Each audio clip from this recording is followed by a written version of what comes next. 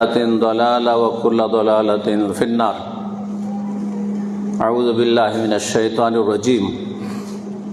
قد أفلح من تزكى وذكر اسم ربه فصلى. وقال الله تعالى في آية أخرى قد أفلح من زكاها وقد خاب من دساها. সম্মানিত জামে মসজিদের জামিয়াতুল ইমামুল আলবানী জামে মসজিদের মুসাল্লিগণ, আল্লাহ রাব্বুল আলামিনের প্রশংসা এবং প্রিয় নবী মুহাম্মদুর রাসূলুল্লাহ সাল্লাল্লাহু আলাইহি সাল্লামের প্রতি সালাত ও সালামের পর আজকের এই জুমার খুতবায় যে বিষয়টি আপনাদের সামনে তুলে ধরব তা হচ্ছে তাজকিয়াতুন নুফুস বা তাহারাতুল কুলুব, আত্মার পরিশুদ্ধি বা অন্তরের স্বচ্ছতা। আত্মার পরিশুদ্ধি অত্যন্ত গুরুত্বপূর্ণ বিষয় ইসলামে। যার যত বেশি আত্মা পাক পবিত্র থাকবে তার ঈমান, আকীদা, আমল, আখলাক তত সুন্দর, তত মজবুত হবে। আর যার যত বেশি দুর্বলতা থাকবে এই অন্তরের পবিত্রতায় বা আত্মার পবিত্রতায়, তার মধ্যে তত বেশি চারিদিক থেকে পাপ এবং পাপীদের, জিন শয়তান, মানুষ শয়তানের আক্রমণ হতে থাকবে এবং তার মধ্যে প্রতিরোধের ক্ষমতা থাকবে না। এই জন্য বিষয়টি অত্যন্ত গুরুত্বপূর্ণ। বিশেষ করে আমাদের আহলে হাদিস সমাজে এই বিষয়টি নিয়ে আলোচনা করা এবং তার প্রতি মানুষকে উৎসাহিত করা এবং সেই দিকে মানুষকে সচেতন করা, সে অনুযায়ী মানুষকে জীবন গড়ার চেষ্টা করা, এই বিষয়টি অত্যন্ত বেশি প্রয়োজন রয়েছে। আল্লাহ রাব্বুল আলামিন তাজকিয়াতুন নফস, আত্মার পরিশুদ্ধির কথা কোরআনে কারীমে বিভিন্নভাবে বর্ণনা করেছেন। কখনো সেটি তাজকিয়াতুন নফসের শব্দ দিয়ে, কখনো তাহারাতুল কুলুবের শব্দ দিয়ে। এই জন্য প্রথমে আমি বলেছি যে এই দুটো বিষয় হচ্ছে একই রকম প্রতিশব্দ, যদিও নাম বা ভাষা হচ্ছে ভিন্ন, কিন্তু ক্ষেত্র হচ্ছে এক। আল্লাহ রাব্বুল আলামিন যে আয়াতগুলিতে আত্মার পরিশুদ্ধির কথা বর্ণনা করেছেন তার দুটো আয়াত আম্মা পারাতি রয়েছে, অধিকাংশ মুসলিম ভাইদের মুখস্থ রয়েছে, অনেকের তরজমা তাফসীর জানা রয়েছে, কিন্তু আমলের ক্ষেত্রে সবচেয়ে বেশি আমাদের ত্রুটি। অনেকে বাহ্যিক আমরা ভালো মানুষ দেখি, কিন্তু এই আত্মার পরিশুদ্ধিতে শোচনীয়তা, কমজোরি থাকার কারণে দেখা যাচ্ছে যে বিভিন্ন দিক থেকে পাপে জড়িয়ে যাচ্ছে। ইচ্ছাকৃতভাবে পাপে জড়িয়ে যাচ্ছে অথবা অনিচ্ছাকৃতভাবে পাপে জড়িয়ে যাচ্ছে। রব্বুল আলামিন ইরশাদ করছেন তাজকিয়াতুন নফস বিষয়টি অত্যন্ত ব্যাপক, আম বিষয়। বিশেষ করে আমি এই জুমার খুতবার অল্প সময়ে এর স্তরগুলি সম্পর্কে বর্ণনা করব। এর তিনটি স্তর রয়েছে, এই নিয়ে আলোচনা করব। এর মাধ্যমে আমরা নিজেদের আত্মার পরিশুদ্ধির ময়দানটি সম্পর্কে অবগত হব এবং আমল করার চেষ্টা করব। রব্বুল আলামিন যেন আমাদেরকে তৌফিক দান করেন। আল্লাহ রাব্বুল আলামিন ইরশাদ করছেন কাদ আফলাহা মান যাক্কাহা।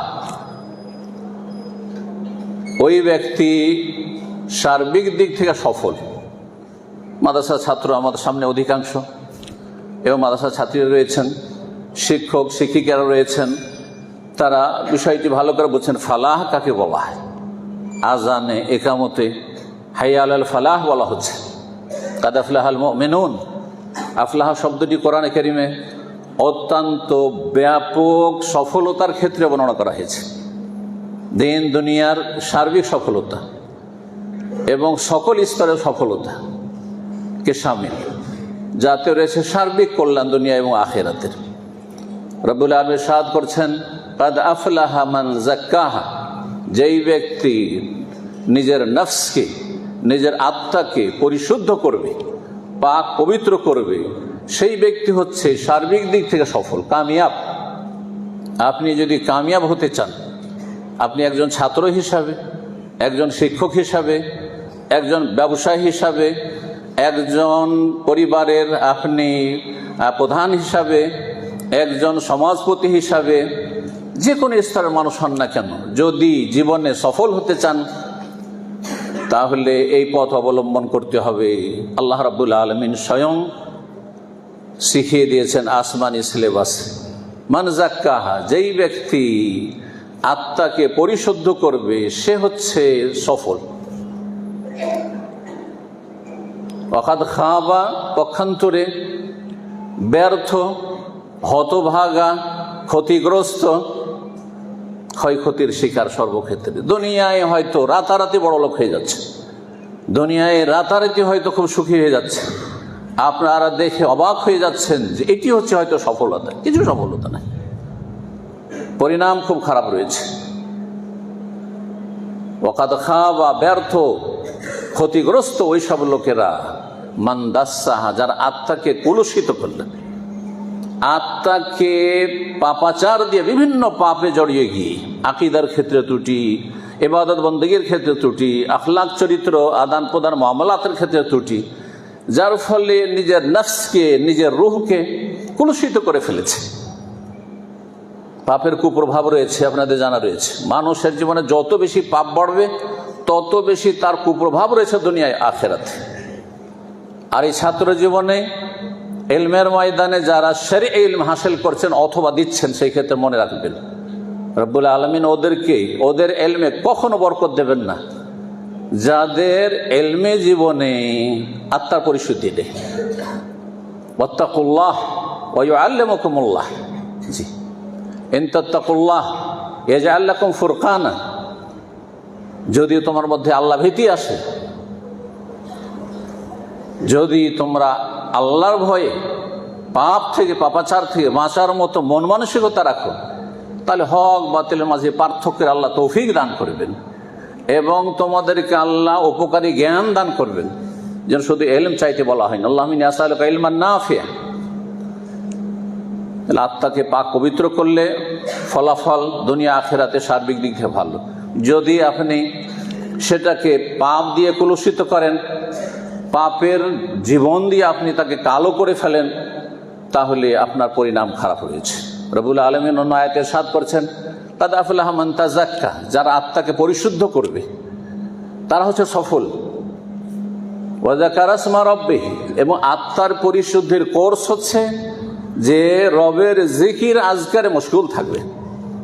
প্রথম ফরজ জিকির আজকার, তারপরে নওয়াফেল জিকির আজকার। আজকাল অনেকে নফল জিকির আজকার করছেন কিন্তু ফরজ জিকির থেকে গাফিল রয়েছেন। জিকির মানে স্মরণ রাখা, জিকির মানে আলোচনা করা, জিকির মানে জিকিরের ব্যাপক অর্থ রয়েছে। সুতরাং সকল অর্থগুলিকে সামনে রেখে আল্লাহকে সবসময় যদি কেউ অন্তরে স্মরণ রাখে, একা থাকুক আর জনসমাজে থাকুক, মানুষের সামনে থাক, কেউ দেখছে, কেউ শুনছে, অথবা নির্জনে রয়েছে, আল্লাহ ছাড়া কেউ তাকে দেখে না, কেউ জানে না, কেউ তার কথা শুনে না, সর্ব অবস্থায় একই অবস্থা থাকবে তার। এই নয় যে নির্জনে পাপে ডুবে যাচ্ছে। এই ফিতনার যুগে, স্মার্টফোন আর ইন্টারনেটের ফিতনার যুগে অধিকাংশ মানুষ নির্জনতার পাপে ডুবে যাচ্ছে, যার ফলে আত্মাকে কলুষিত করছে আর নিজের জীবন থেকে বরকতকে নষ্ট করে দিচ্ছে। সম্মানিত মসজিদের মুসল্লিগণ, আল্লাহ রাব্বুল আলামিন যে আত্মার পরিশুদ্ধির কথা বলেছেন কোরআনে কারিমে, সেগুলো যদি এক একটি করে বর্ণনা করা হয় তাহলে সময় অনেক লেগে যাবে। আল্লাহ বলছেন, যালিকা আযকা লাকুম, কোনো বিশেষ আমলের ক্ষেত্রে এটি তোমাদের আত্মার পরিশুদ্ধির ক্ষেত্রে অধিক উপকারী হবে, এতে তোমাদের আত্মার পরিশুদ্ধি অনেক বেশি হবে। তাহলে এই বিষয়গুলি কোরআনে কারিমে যে রয়েছে, এই হেদায়াতগুলিকে আমাদেরকে পড়ে জেনে, যারা পড়ার ক্ষমতা রেখে পড়ে, যারা শোনার ক্ষমতা রেখে শোনে, তারপরে আমল করতে হবে। আল্লাহ রাব্বুল যেন আমাদের সকলকে তৌফিক দান করেন। আত্মার পরিশুদ্ধির ক্ষেত্রে উলামায়ে কেরামগণ বলেছেন যে তার 3টি স্তর রয়েছে। সংক্ষেপে এই 3টি স্তর বর্ণনা করি, যাতে করে এই স্তরগুলি আমাদের জীবনে আছে কিনা, আর কতটা আছে, আর কতটা ঘাটতি আছে, যেটা পূরণ করার জন্য আমাদেরকে সর্বাত্মক চেষ্টা করতে হবে। প্রথম স্তর বলেছেন উলামায়ে কেরামগণ, সালাফ থেকেই বিভিন্ন বর্ণনাগুলি রয়েছে যে আল্লাহর তৌহিদ, আল্লাহর মহাব্বত, আল্লাহর ভালোবাসা, আল্লাহর ইখলাস, এই বিষয়টি হচ্ছে প্রথম বিষয়। আল্লাহর তৌহিদ এবং তৌহিদের একটা গুরুত্বপূর্ণ দিক হচ্ছে মাহাব্বাতুল্লাহ, আল্লাহর ভালোবাসা। যার অন্তরে যত বেশি তৌহিদ প্রতিষ্ঠিত হবে, যার যত বেশি জীবনে তৌহিদের বাস্তবায়ন হবে, মান হাক্কাকা তৌহিদ, আপনারা পড়েছেন এবং পড়াচ্ছেন কিতাবুত তৌহিদে, মান হাক্কাকা তৌহিদের যদি পুরোপুরি বাস্তবায়ন হয় তো দাখালা জান্নাতে বেগাইরে হিসাবিন ওয়ালা আযাব, না হিসাব হবে না আযাব হবে, জান্নাত যাওয়া সহজ হয়ে যাবে। তো তৌহিদের প্রতিষ্ঠা, তৌহিদের গুরুত্বপূর্ণ একটি দিক হচ্ছে আল্লাহর ভালোবাসা।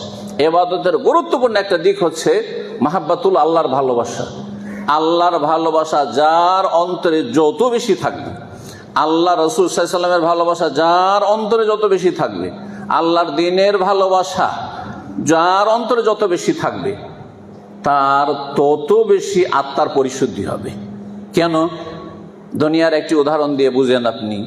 যার যেই বিষয়ের সাথে যত বেশি ভালোবাসা আছে, সেই বিষয়টি হাসিল করার জন্য সর্বাত্মক মরিয়া হয়ে চেষ্টা করে। কেউ নারী ভালোবাসে, নারী আসক্তিতে, তো সেটা হাসিলের জন্য সে জীবনকে কোরবানি করে দেয়। কেউ পয়সাকে ভালো, পয়সার জন্য এমন ছোটা ছুটছে যে পয়সা ছাড়া কিছুই বোঝে না, নিজের ছেলেমেয়েরও খোঁজ রাখে না, স্ত্রীরও খোঁজ রাখে না, বাপ মায়েরও খোঁজ রাখে না, শুধু পয়সার পয়সা। কারণ তার অন্তরে পয়সার ভালোবাসা এত বদ্ধপরিকর হয়ে গেছে যে তার পিছনে মরিয়া হয়ে ছুটেছে। দুনিয়াদার যদি দুনিয়ার ভালোবাসার পিছনে এত ছুটতে পারে, তো একজন মুসলিম সে আল্লাহর ভালোবাসার পিছনে, রাসূল সাল্লাল্লাহু আলাইহি ওয়াসাল্লামের ভালোবাসার পিছনে, আল্লাহর দ্বীনের ভালোবাসার পিছনে কতটা তাকে ছুটতে হবে। আর যত বেশি ছুটবে তত বেশি তার জন্য মেহনত। তাকে বলতে হবে না যে আপনি মেহনত করেন, বলতে হবে না যে আপনি আমল করেন, বলতে হবে না যে ফজরে আসেন, বলতে হবে না যে দিন শিখেন, শিখান, দিনের দাওয়ার কাজ বলতে হবে না। কারণ আল্লাহর মহাব্বত তার অন্তরে সবচেয়ে বেশি রয়েছে। এই মর্মে আয়াত এবং হাদিস জানা রয়েছে যে দুনিয়ার যে সব সামগ্রীগুলো রয়েছে, এসব সামগ্রী, সময়ের স্বল্পতা যে বলছি না, সেই আয়াতটি যদি এগুলি তোমাদের অন্তরে বেশি, আহাব্বা ইলাইকুম মিনাল্লাহি ওয়া রাসূলিহি ফাতারাব্বাসু হাত্তা ইয়াতি আল্লাহু বিআমরিহি, দুনিয়ার এসব সুখের সামগ্রী যে তোমাদের কাছে ভালোবাসার পাত্র বেশি হয়ে যায় আল্লাহ চাইতে, আল্লাহ রাসূল সাল্লাল্লাহু আলাইহি ওয়াসাল্লামের চাইতে, তাহলে তোমরা আল্লাহর আযাবের অপেক্ষা করো, আল্লাহর আযাবের অপেক্ষা করো। আল্লাহ ধমক দিয়ে, শাসানি দিয়ে বলছেন। রাসূলুল্লাহ সাল্লাল্লাহু আলাইহি ওয়াসাল্লামের হাদিস আপনার জানা রয়েছে, লা ইউমিনু আহাদুকুম হাত্তা আকুনা আহাব্বা ইলাইহি মিন ওয়ালিদিহি ওয়া ওয়ালাদিহি ওয়ান নাসি আজমাইন। অতক্ষণ পর্যন্ত খাঁটি মুমিন হতে পারবে না যতক্ষণ পর্যন্ত প্রিয় রাসূল মুহাম্মদ সাল্লাল্লাহু আলাইহি ওয়াসাল্লাম তোমার কাছে, আমার কাছে, যতক্ষণ পর্যন্ত সবচেয়ে বেশি প্রিয় পাত্র না হয়ে যাবেন। মিন ওয়ালিদিহি, পিতামাতার চাইতে, ও ওয়ালাদিহি, ছেলেমেয়ের চাইতে, ওয়ান নাস, সমস্ত কিছুর চাইতে, সমস্ত মানুষের চাইতে, দুনিয়ার সমস্ত কিছুর চাইতে, সবার চাইতে বেশি ভালোবাসার পাত্র হয়ে যাবেন মুহাম্মদ রাসূলুল্লাহ সাল্লাল্লাহু আলাইহি ওয়াসাল্লাম। নবী সাল্লাল্লাহু আলাইহি ওয়াসাল্লামের হাদিস আর একটু স্মরণ করিয়ে দিই, আর সবগুলি সহিহ হাদিস। যাকা হালাওয়াতুল ঈমান, ঈমানের যে স্বাদ পাবে, ঈমানের স্বাদকে পাবে। আর এক ভাষায় সালাতুন মান কুন্না ফি ওয়াজাদা বিহিন্না হালাওয়াতুল ঈমান, তিনটি যদি বৈশিষ্ট্য কার মধ্যে থাকে, এই গুণগুলি যদি থাকে, তাহলে ঈমানের স্বাদ পাবেন, তাহলে সালাত আদায় করে স্বাদ পাবেন। যে যাতে যত বেশি স্বাদ পায় সেটা ছাড়তে চায় না। আজকাল নামাজ পড়ছেন আপনি তাখাল্লুসের জন্য, তাড়াতাড়ি কখন নামাজ শেষ হবে, কিন্তু নামাজ পড়া উচিত ছিল তাকাররুবের জন্য, যে এর মাধ্যমে কত বেশি আল্লাহর দিকে এগিয়ে যেতে পারি। কেন হচ্ছে না? এই জন্য যে ঈমানের স্বাদ পাচ্ছি না, সুতরাং নামাজ পড়ে স্বাদ পাচ্ছি না। রোজা রেখে কষ্ট পাচ্ছেন, স্বাদ পাচ্ছেন না আপনি।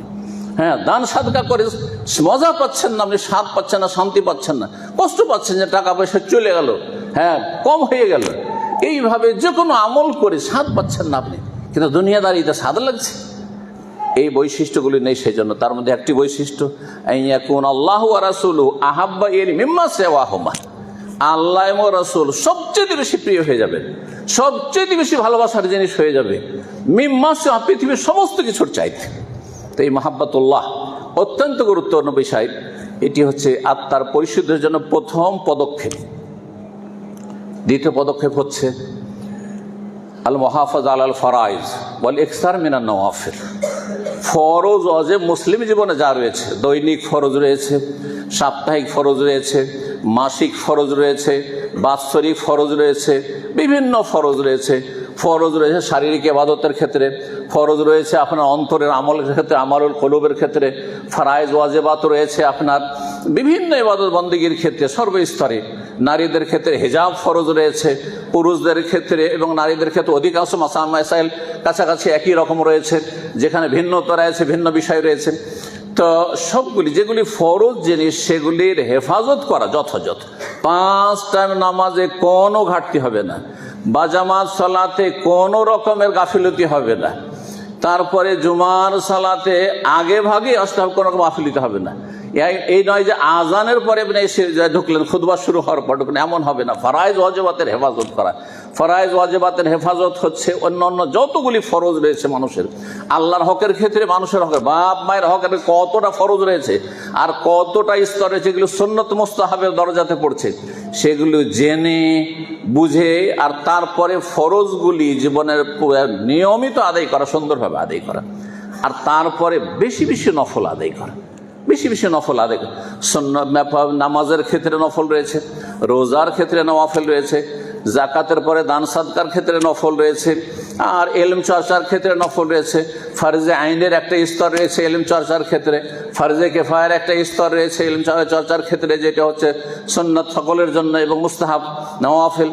বেশি বেশি নফল করার চেষ্টা করা ফরজের হেফাজতের পরে।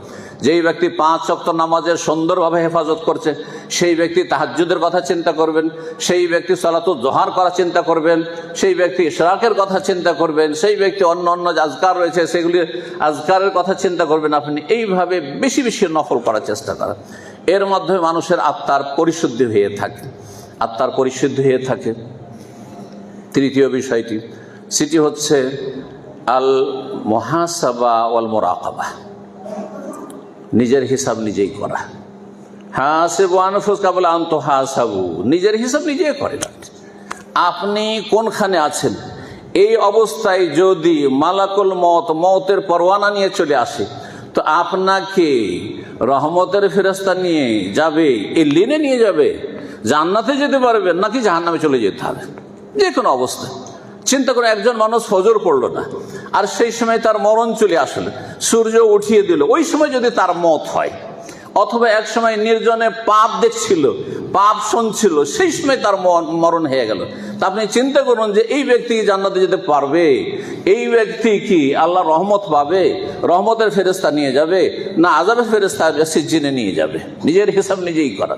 আমি যেখানে আছি, আজকের দিনের হিসাব করেন আপনি, আজকের দিনে কতটা আপনি নেকি করলেন আপনি, আর গোনা কতটা করেছেন।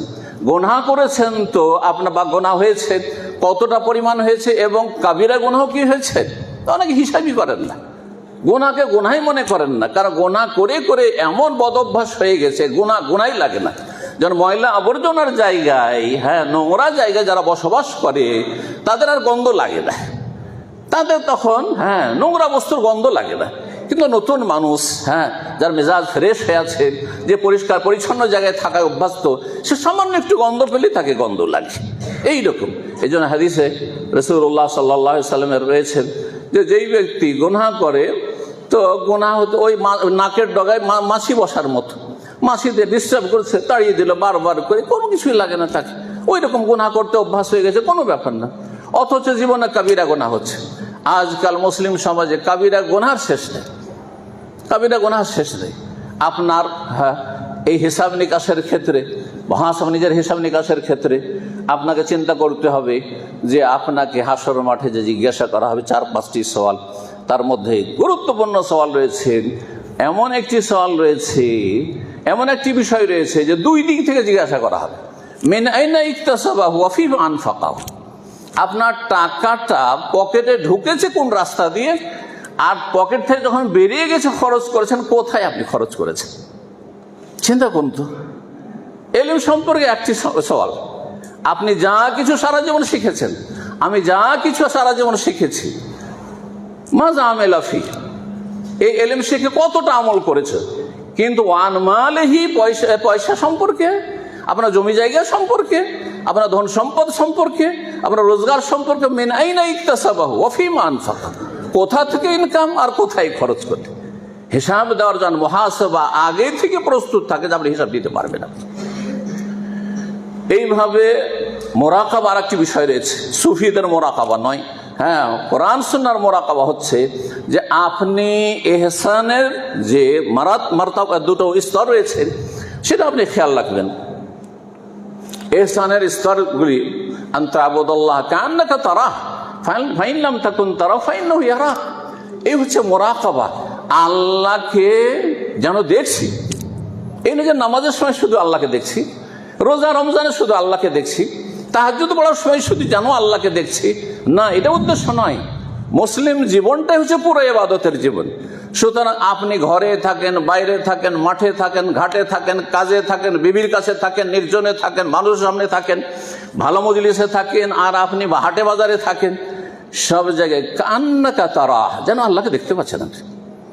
সুতরাং সেখানে না হারাম করবেন, না হারাম দেখবেন, না হারাম শুনবেন, না হারাম খাবেন, না কারো বেঈমানি করবেন, না কাউকে ধোঁকা দেবেন। যতগুলি পাপের দিক রয়েছে আল্লাহ তো দেখছেন না, আল্লাহকে তো দেখছি, এটা যদি না হয় ফাইন লাম তাকুন তারাহু ফাইন্নাহু ইয়ারাক, আল্লাহ তো দেখছেন, কমপক্ষে এতটা থাকতে হবে। এই যে মোরাকাবা, যে দুই দিকে মোরাকাবা হচ্ছে, ক্যামেরা লাগানো আছে, কত সতর্ক সাবধান চলছেন সেই জায়গাগুলিতে। আমরা যে অবশ্যই কাজ করি, যেখানে যেখানে ক্যামেরা লাগানো আছে সেখানে সেখানকার মতো চিন্তা করুন তো দেখি। যেখানে ক্যামেরা নেই সেখানে একটু ফ্রি হয়ে হয়তো আপনি উঠা বসা করছেন, চলাফেরা করছেন, তাহলে চিন্তা করুন আপনি আল্লাহ রাব্বুল আলামিনের ক্যামেরা, কতগুলি ক্যামেরা লাগা আছে।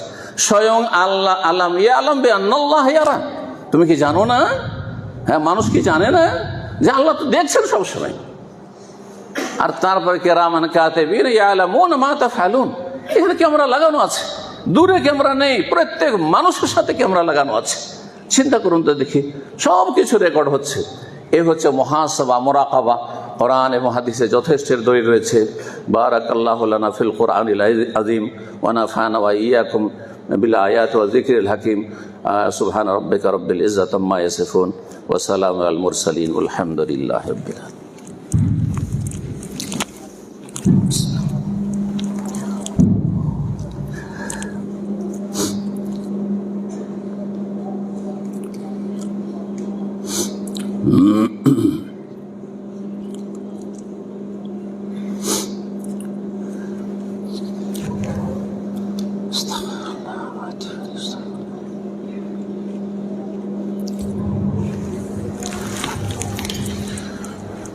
আলহামদুলিল্লাহ রাব্বিল আলামিন ওয়াসসালাতু ওয়াসসালামু আলা সাইয়্যিদিল মুরসালিন নবিয়িনা মুহাম্মদ ওয়া আলা আলিহি ওয়া সাহবিহি আজমাইন, আম্মা বাদ। সম্মানিত মসজিদে মুসল্লিগণ, যে কথাগুলি বললাম আবার সংক্ষেপে আপনাদেরকে স্মরণ করিয়ে দিই যে আমাদের আত্মাকে যদি পাক পবিত্র করতে হয়, পাপাচার থেকে মুক্ত করতে হয়, পাপের জীবন থেকে মুক্ত করতে হয়, তাহলে আমাদেরকে আল্লাহ রাব্বুল আলামিনের ভালোবাসা, দ্বীনের ভালোবাসা এবং রাসূল সাল্লাল্লাহু আলাইহি ওয়াসাল্লামের ভালোবাসা, আমাদেরকে ভালোবাসার দেখতে হবে যে আমাদের ভালোবাসাতে কতটা ঘাটতি আছে। যে ঘাটতিগুলো আছে পূরণ করার চেষ্টা করতে হবে। দুনিয়ার ভালোবাসা কেন প্রাধান্য পেয়ে যাচ্ছে, দুনিয়ার আসক্তি কেন আমাদের জীবনে প্রাধান্য পেয়ে যাচ্ছে? আমাদের পাপের কারণে। যত মানুষের জীবনে পাপ বাড়বে তত বেশি পাপকে ডেকে নিয়ে আসবে, ওলামায়ে কেরামগণ বলেছেন। আর নেকি, এক নেকি আর এক নেকির দিকে ডেকে নিয়ে যাবে। সুতরাং আপনি যত বেশি নেক পথে চলবেন, যত ভালো হওয়ার চেষ্টা করবেন, ভালোর দিকে টেনে নিয়ে যাবে, আর মন্দর দিকে টেনে নিয়ে যাবে। এই বিষয়টি যেন আমাদের সবসময় স্মরণ থাকে। আর দ্বিতীয় যে বিষয়টি বললাম, সেটা ফরজ ওয়াজিবে যেন গাফিলতি না থাকে। এমনটা না হয় যে মাদ্রাসার পরিবেশে অনেক ছেলেরা আছেন, হয়তো তার গ্রামের পরিবেশ, তার বাড়ির পরিবেশ ভালো না, অনুকূলে নয়। সুতরাং এখানে মুসলিম পরিবেশে বা ইসলামিক পরিবেশে, মসজিদের মাদ্রাসার পরিবেশে বেশ ভালো মানুষ, কিন্তু মাদ্রাসা থেকে ছুটি হইলেই সেখানে গিয়ে তখন ওখানকার মতো হয়ে গেলেন। এখানে ত্রুটি রয়েছে আপনার এই আত্মার পরিশুদ্ধির ক্ষেত্রে, যে স্তরগুলি রয়েছে সেই ক্ষেত্রে, যে আপনাকে যেমন রব্বুল আলামিন দেখছেন এই মাদ্রাসার গণ্ডিতে, মাদ্রাসা চত্বরে, ঠিক তেমনি আপনাকে হাটে বাজারেও দেখছেন, মাদ্রাসার বাইরেও দেখছেন, শহর বাজারে ঘুরছেন তখনও আল্লাহ দেখছেন, এবং যখন বাড়িতে থাকেন তখনও আল্লাহ দেখছেন। এবং এই ক্ষেত্রে আমাদেরকে যে কাজগুলি করতে হবে সেটি বলছিলাম যে ফরজ ওয়াজিবে যেন কোনো ঘাটতি না থাকে, আর তারপরে সুন্নত নফলে যেন কোনো ঘাটতি না থাকে। আর একটি অত্যন্ত গুরুত্বপূর্ণ বিষয়, যে যেমন ইতিবাচক ইবাদত বন্দেগীতে আমাদেরকে এগিয়ে যাবে, তেমনই নেতিবাচক অর্থাৎ গুনাহমুক্ত জীবনযাপনের চেষ্টা করতে হবে। আপনি যদি নীরবও থাকেন, চুপও থাকেন, সেটা আপনার জন্য অনেক ভালো কথা বলার চাইতে যেই কথাতে আপনার পাকড়াও হইতে পারে, মুআখাযা হইতে পারে, এমন একটি কথা বললেন যাতে আল্লাহ অসন্তুষ্ট হয়ে গেলেন, এমন একটি কাজ করে যাতে আল্লাহ অসন্তুষ্ট হয়ে গেলেন, তার চাইতে ভালো নীরব থাকা। যেই ব্যক্তি চুপ থাকছে অন্তত তার মুবাহ জায়েজ জীবনযাপন করছেন, সেটাও তার ইবাদত উত্তর। সুতরাং হয় ভালো কথা বলবো, মান কানা ইউমিনু বিল্লাহি ওয়াল ইয়াউমিল আখির ফালিয়াকুল খায়রান আও লিয়াসমুত, ভালো কথা বলেন, আর না হলে চুপ থাকেন। অনেক সময় মজলিসে বসে আছেন, দু একজন গীবত করা শুরু করলো, একজন চুগলখড়ি করা শুরু করলো, আপনি বলেন হ্যাঁ হ্যাঁ হ্যাঁ ঠিকই আছে ঠিকই আছে, আপনি গুনাহতে সমান শরীক হয়ে গেলেন আপনি। অথচ আপনার জন্য ফরজ ছিল এই মজলিসে ইনকারে মুনকার করা, অর্থাৎ আপনি ভালো কথা দিয়ে তাকে গুনাহ থেকে বিরত রাখবেন, যে আপনি এই কাজটা করি, এটা করে লাভ নাই, ওর সামনে গিয়ে বলেন ভালোভাবে হিতাকাঙ্ক্ষী হয়ে, তাহলে তার ইসলাহ সংশোধন হবে। না করে অধিকাংশ মানুষ, এলেমওয়ালা মানুষরাও গীবত থেকে মুক্ত না। সালাফরা গৌরবের সাথে বলতে পারতেন যে আল্লাহর কাছে বলতে পারো যে মাগতাব তো আহাদান, আমি কারো গীবত করি না। এখনকার যুগে আমার মনে হয় কোনো মুসলিম বলতে পারবে কিনা, নাসাউল্লাহ সালামাত ওয়াল আফিয়া, যে আমি কারো জীবনে গীবত দোষ চর্চা করি না, সংশোধনমূলক কাজ করি, ইসলাহি কাজ করি। সুতরাং আর এই গুনাহগুলিকে আলেম সমাজ অথবা মাদ্রাসা ছাত্র সমাজও গুনাহই মনে করেন না। গীবত করা, তাকে ছোট করলেন, তাকে মানহানি করলেন, তুচ্ছ তাচ্ছিল্য করলেন, তাকে নিয়ে ঠাট্টা মজাক করলেন, আপনি কিছুই মনে করছেন না এই বিষয়গুলিকে। অথচ আপনার কবিরা গুনাহ হয়ে যাচ্ছে, কবর আযাবের কারণ হয়ে যাচ্ছে, জাহান্নামে যাওয়ার কারণ হয়ে যাচ্ছে। আল্লাহ রাব্বুল সমস্ত যেন গুনাহ থেকে বেঁচে থাকার তৌফিক দান করেন। ইন্নাল্লাহা ইয়ামুরু বিল আদলি ওয়াল ইহসান ওয়া ইতাই যিল কুরবা ওয়া ইয়ানহা আনিল ফাহশাই ওয়াল মুনকার ওয়াল বাগই ইয়াইযুকুম লাআল্লাকুম তাযাক্কারুন। ربنا آتنا في الدنيا حسنة وفي الآخرة حسنة وقنا عذاب النار. ربنا ظلمنا أنفسنا وإن لم تغفر لنا وترحمنا لنكونن من الخاسرين. اللهم أعز الإسلام والمسلمين، اللهم أعز الإسلام والمسلمين، اللهم أعز الإسلام والمسلمين، وأذل الشرك والمشركين، وأذل الشرك والمشركين، وأذل الشرك والمشركين. اللهم انصر عبادك الموحدين، اللهم انصر عبادك، اللهم انصر عبادك. اللهم أهلك الظالمين بالظالمين، اللهم أهلك الظالمين بالظالمين، وأخرج المسلمين من بين أيديهم سالمين غانمين. اللهم سلط الظالمين على الظالمين، اللهم سلط الظالمين على الظالمين، وأخرج المسلمين من بين أيديهم سالمين غانمين. سبحان ربك رب العزة عما يصفون وسلام على المرسلين والحمد لله رب العالمين.